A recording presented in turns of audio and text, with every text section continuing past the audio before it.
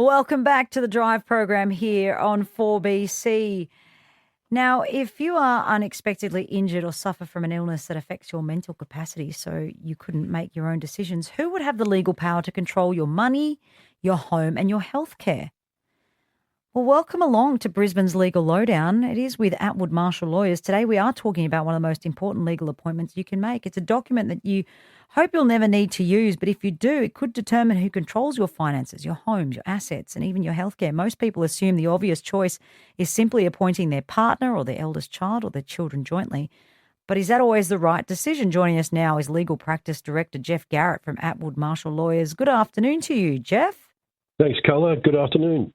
Now, Jeff, many people are familiar with the power of attorney but don't really understand what it does. I guess, what exactly is an enduring power of attorney and why is it as important as having a will?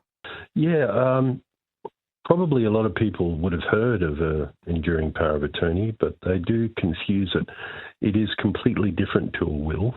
A will only comes good after you die. Mm-hmm. An enduring power of attorney is for when you're still alive, but you have lost mental capacity.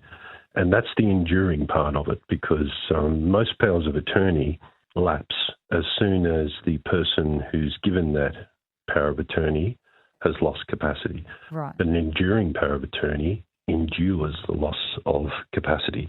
And it basically authorises whoever or whomever you appoint as your attorney or attorneys to carry out your legal affairs, make your decisions, sign any documents on your behalf. So it gives them full legal authority to sign on your behalf.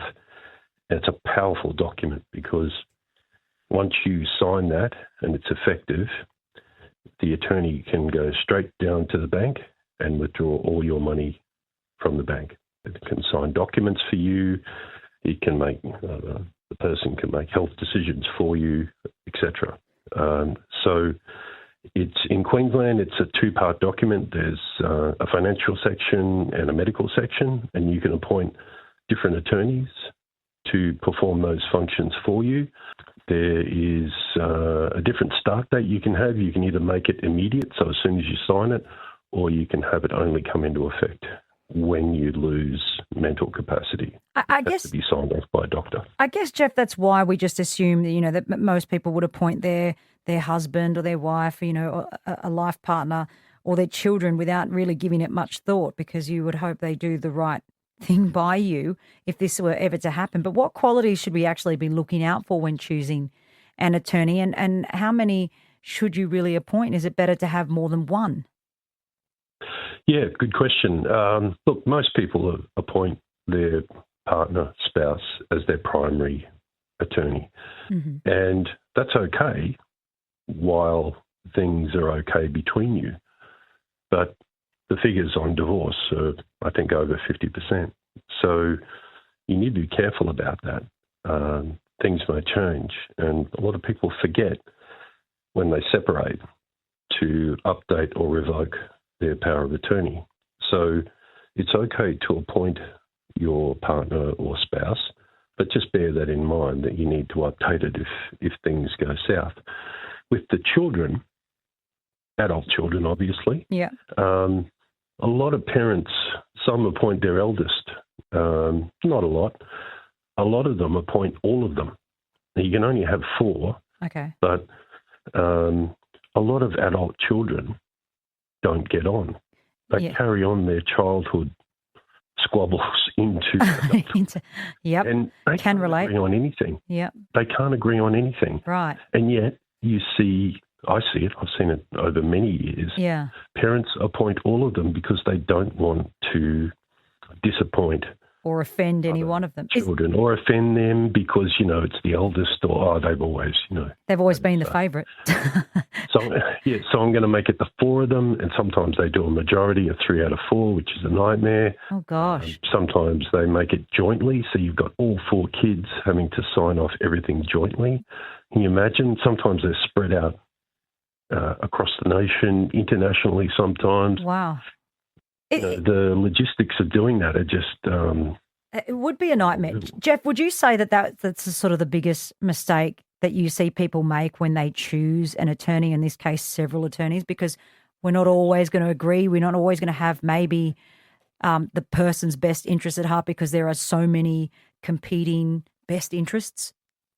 Yeah, it's one of the things that's often overlooked. Everyone just assumes, it's got to be my partner, and if it's not them or they're predeceased them or they've lost capacity, it's got to be the kids. It doesn't have to be. And it's such a mess that whenever you have squabbling family members involved, it ends up in QCAT, and guess who ends up being appointed as the financial manager? The public trustee. Yeah. And if you think squabbling siblings are bad, you ain't seen nothing until you see the public trustee step in. Look, it's well documented. Yeah. Just terrible.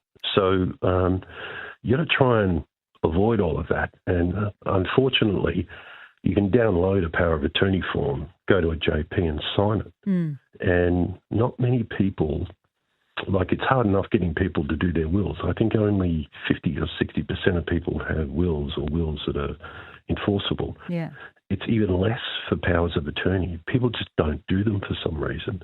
And yet they are one of the most important documents because these days we're being kept alive by modern medicine more than anything. Yeah. But the trade-off is usually that we've lost capacity. And the onset of dementia and Alzheimer's and all of those things is so prevalent now that having an enduring power of attorney is probably more important than having a will. And I think, Jeff, as well, it speaks to the nature of, potentially being sick or injured. If you have an accident but you're still kept alive, it's very different to a will, and it seems like it's quite important. My guest right now is Jeff Garrett, the Legal Practice Director from Attwood Marshall Lawyers. If you have a question that you would like to ask Jeff, we are talking about enduring power of attorneys. If there's something else you'd like covered, the text line is 0499 880 882. Peter has actually texted in, Jeff. I wonder if you could answer this question.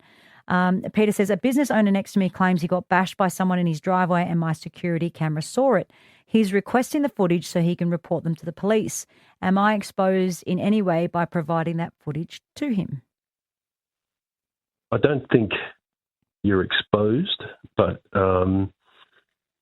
it would probably be better if the police requested that from you. So at least then you're handing over something in an official evidence capacity to the police rather than handing it over to someone who you don't know. Right. That makes sense. That would be my advice. Go through official channels. Jeff, just quickly then, if there's anyone that's sitting here listening to this conversation today that's thinking, okay, that makes sense, I should get an enduring power of attorney, as well as a will, which is super important as well. What's one thing that they should do right now? What should it be that they get onto? Yeah, well, obviously a will and a power of attorney, they're probably equal in terms of what you should do with your estate planning. But with your enduring power of attorney, and this is something that a lot of people don't think about, they don't even tell the people they've appointed them as their attorney usually.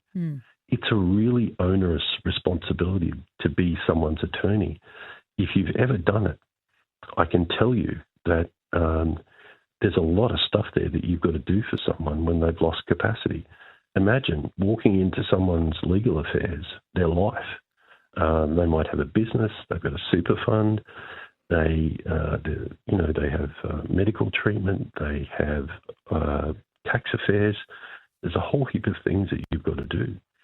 And a lot of people just aren't equipped to do that.